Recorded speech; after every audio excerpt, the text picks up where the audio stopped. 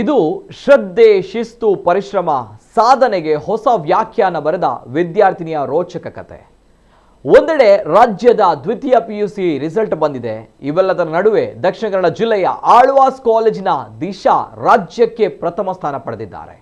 ಪರೀಕ್ಷೆ ನಡುವೆಯೇ ಅಮ್ಮ ನಿಧನರಾದರೂ ಕೂಡ ದುಃಖವನ್ನ ಹಿಡಿದಿಟ್ಟುಕೊಂಡು 600ಕ್ಕೆ 600 ಅಂಕ ಗಳಿಸಿ ಸಾಧನೆ ಮಾಡಿದ್ದಾರೆ.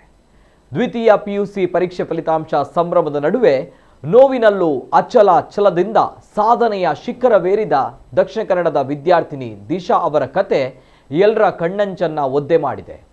ಆಳ್ವಾಸ್ ಕಾಲೇಜಿನ ವಿದ್ಯಾರ್ಥಿನಿ ದಿಶಾ ಪರೀಕ್ಷೆಗೆ ಸಕಲ ಸಿದ್ಧತೆ ಮಾಡಿಕೊಂಡು ಆತ್ಮವಿಶ್ವಾಸದಿಂದಲೇ ಪರೀಕ್ಷಾ ಕೇಂದ್ರಕ್ಕೆ ಕಾಲಿಟ್ಟಿದ್ರು. ಮೊದಲ 3 ಪರೀಕ್ಷೆಗಳು ಮುಗಿದಿದ್ವು.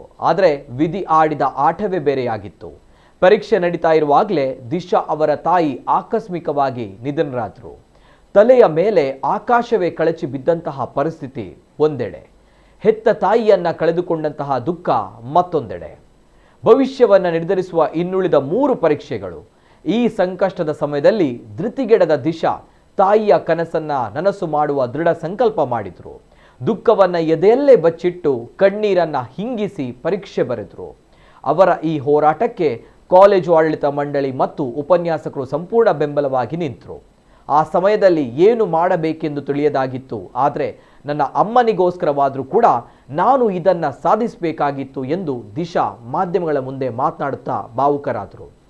ಇನ್ನು ತಾಯಿಯ ನೆನಪುಗಳನ್ನು ಮೆಲುಕು ಹಾಕಿದ ದಿಶಾ ಪರೀಕ್ಷೆ ಬಗ್ಗೆ ಭಯವಾದಾಗಲೆಲ್ಲ, ಅಮ್ಮ ನೀನು ಕಷ್ಟಪಟ್ಟಿದ್ದೀಯಾ, ದೇವರು ಇದ್ದಾನೆ, ಯಾರ ಹಣೆಯಲ್ಲಿ ಬರೆದಿದೆಯೋ ಅವರಿಗೆ ಸಿಗುತ್ತೆ, ಹೆದರಬೇಡ ಎಂದು ಧೈರ್ಯ ಹೇಳ್ತಾ ಇದ್ರು.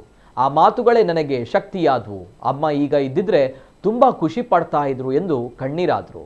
ತಾಯಿಯ ಕನಸಿನಂತೆ ಮುಂದೆ CA ಅಂದರೆ ಚಾರ್ಟೆಡ್ ಅಕೌಂಟೆಂಟ್ ಆಗುವಂತಹ ಗುರಿ ಹೊಂದಿರುವ ದಿಶಾ ತಮ್ಮ ಜೂನಿಯರ್ಗಳಿಗೆ ಕೇವಲ ಹೆಚ್ಚು ಹೊತ್ತು ಓದುವುದಲ್ಲ, ಓದಿದನ್ನ ಎಷ್ಟು ಚೆನ್ನಾಗಿ ಅರ್ಥ ಮಾಡಿಕೊಳ್ತೀರಿ ಎಂಬುದು ಮುಖ್ಯ, ಹೆಚ್ಚು ಹೆಚ್ಚು ಅಭ್ಯಾಸ ಮಾಡಿ ಎಂದು ಕಿವಿಮಾತು ಹೇಳಿದ್ದಾರೆ. ದಿಶಾ ಅವರ ಈ ಸಾಧನೆ ಜೀವನದಲ್ಲಿ ಎಂಥದ್ದೇ ಕಷ್ಟಗಳು ಎದುರಾದರೂ ಕೂಡ ಗುರಿಯನ್ನ ತಲುಪಬಹುದು ಎಂಬುದಕ್ಕೆ ಅತ್ಯುತ್ತಮ ಉದಾಹರಣೆಯಾಗಿದೆ.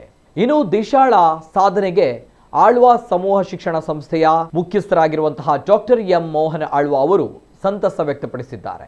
ದಿಶಾಳಿಗೆ CA ಆಗುವ ಗುರಿ ಇದ್ದು ಅವಳ ಮುಂದಿನ CA ವ್ಯಾಸಂಗ ಸಂಪೂರ್ಣ ಉಚಿತವಾಗಿ ನೀಡಲಾಗುವುದು ಎಂದು ಡಾಕ್ಟರ್ ಎಂ ಮೋಹನ್ ಆಳ್ವಾ ತಿಳಿಸಿದ್ದಾರೆ. ಇನ್ನು ಇದೇ ಸಾಧನೆಯನ್ನ ಈ ಹಿಂದೆಯೂ ಕೂಡ ರಾಜ್ಯಕ್ಕೆ ಪ್ರಥಮ ಸ್ಥಾನ ಗಳಿಸುವ ಮೂಲಕ ಆಳ್ವಾಸ್ ಕಾಲೇಜಿನ ಅನನ್ಯ ಅನ್ನುವಂತಹ ವಿದ್ಯಾರ್ಥಿನಿ ಕೂಡ ಮಾಡಿದ್ದದ್ದು ಇಲ್ಲಿ ಗಮನಾರ್ಹವಾಗಿದೆ. My name is Disha. ನಾನು ಆಳ್ವಾಸ್ PU ಕಾಲೇಜಲ್ಲಿ ಓದ್ತಾ ಇದ್ದೆ ಆ್ಯಂಡ್ ಈ ಸತಿ ಫಸ್ಟ್ ರ್ಯಾಂಕ್ ಸಿಕ್ಕಿದೆ. ತುಂಬ ಖುಷಿ ಆಗ್ತಿದೆ. I am very grateful for my college ಅಂತ ಹೇಳ್ಬೋದು. I was a student who got 94% in her SSLC ಅಂತ ಹೇಳ್ಬೋದು. 94% ಇಂದ 100% ತನಕ ಬರೋ ಜರ್ನಿಯಲ್ಲಿ my college help me a lot ಅಂತ ಹೇಳ್ಬೋದು. My lecturers are very very friendly. ಎಷ್ಟು ಸತಿ ಒಂದು ಡೌಟ್ನ ಕೇಳಿದ್ರು ಅಷ್ಟು ಸತಿ ಸಾಲ್ವ್ ಮಾಡಿಸ್ತಿದ್ರು. And being a localite it is a little difficult. ಯಾಕಂದರೆ ನಿಮಗೆ ಇಲ್ಲಿ ಕರೆದ ತಕ್ಷಣ ಬರೋದು ಸ್ವಲ್ಪ ಕಷ್ಟ ಆಗುತ್ತೆ. And we have to travel a lot when you are a localite. So localite ಆಗಿದ್ದು they help me a lot ಅಂತ ಹೇಳ್ಬೋದು. Lecturers they use to manage everything. Study hours ಇರ್ತಿದ್ರು, ರೆಗ್ಯುಲರ್ ಎಕ್ಸಾಮ್ಸ್ ಇರ್ತಿದ್ರು. Syllabus was completed very early ಅಂತ ಹೇಳ್ಬೋದು. ಬೇಗ syllabus complete ಮಾಡಿ revision classes ಮಾಡಿದ್ರು. ಆ್ಯಂಡ್ ದೆನ್ ತುಂಬ ಎಕ್ಸಾಮ್ಸ್ ಕಂಡಕ್ಟ್ ಮಾಡಿದ್ರು, ಕರೆಕ್ಷನ್ಸ್ ಕೊಡ್ತಾ ಇದ್ರು ಎಲ್ಲ ಎಕ್ಸಾಮ್ಸಲ್ಲಿ ಏನು ಮಿಸ್ಟೇಕ್ಸ್ ಆಗಿದೆ.